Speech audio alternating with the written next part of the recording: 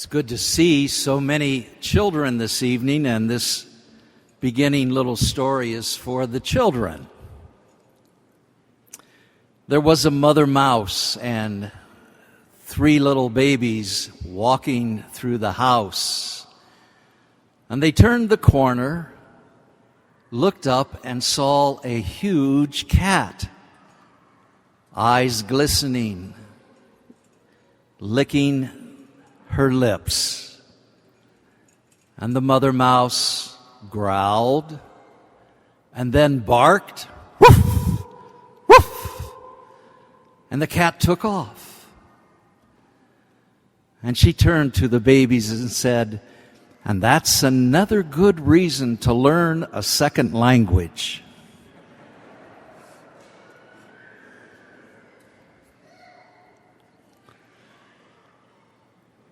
God so loved the world that He gave us His only Son.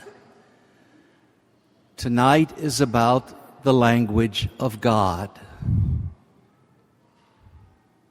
Loving us, caring for us beyond all of our imagination. To give us His Son born in our time. And what did He do? He forgave sins. He lifted up the poor. He fed those who were hungry. He healed the sick, taught us how to be peacemakers, filled us with joy, and gave His last drop of blood on the cross for us. The language of love. Tonight, I know parents, you'll go over and visit our nativity scene. And there we see, again, the language of love. You know, many of the children and many of you have been in the nativity plays.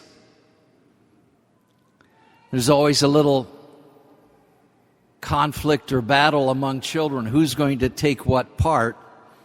Sometimes the conflict's among their parents. Who's going to get the right part for the nativity play? So let me ask you this question.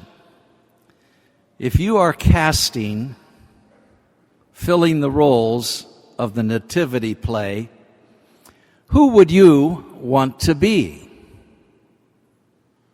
Who would you want to be? Many of the girls, of course, would want to be Mary, dressed in blue, holding the child Jesus, quietly at peace, filled with hope for her son. That's the language of love. Some of the boys would want to be Joseph. I saw a Joseph once dressed in a brown robe with a tool belt around his waist. On one side he had a hammer, and on the other side an electric drill.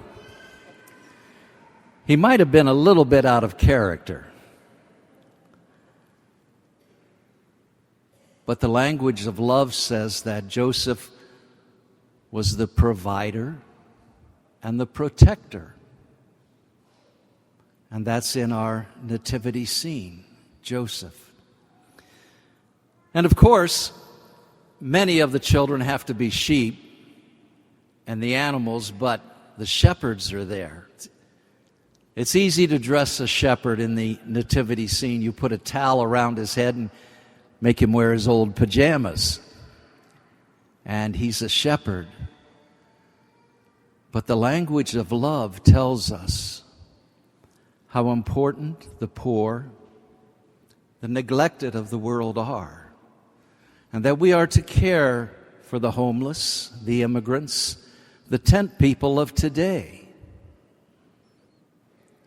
The message of love.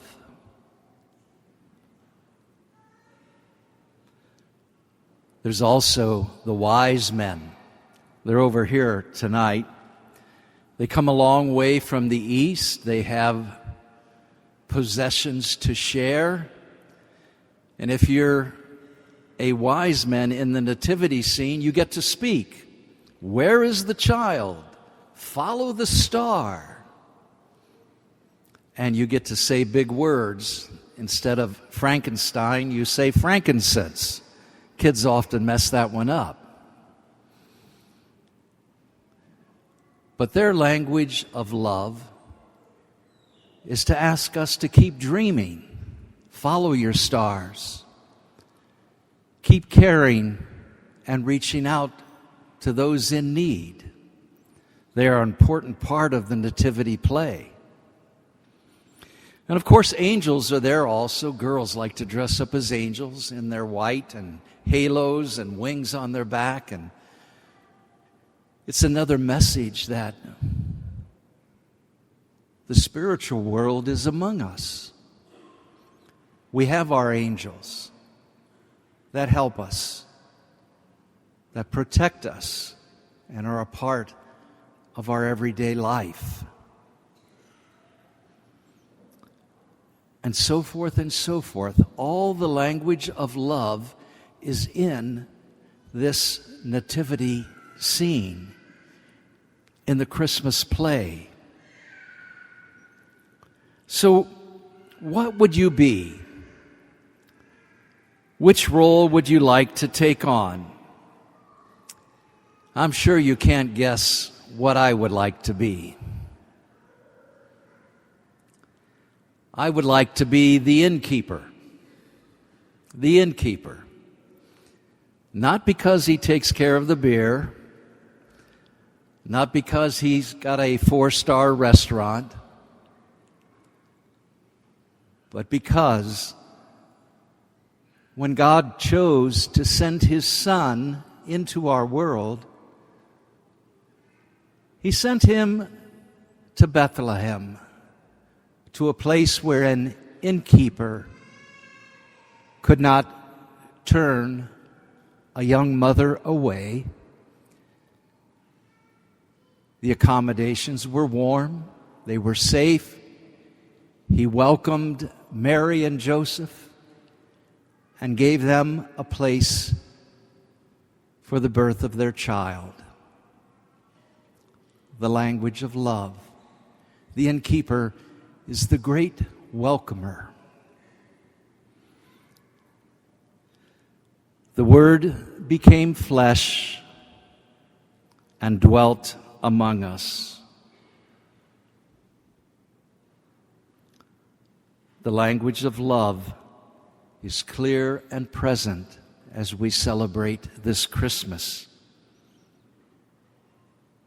Welcome the Savior of the world into your hearts,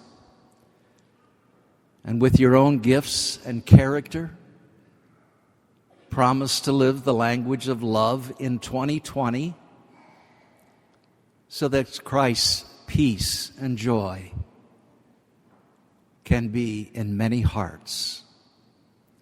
God bless you.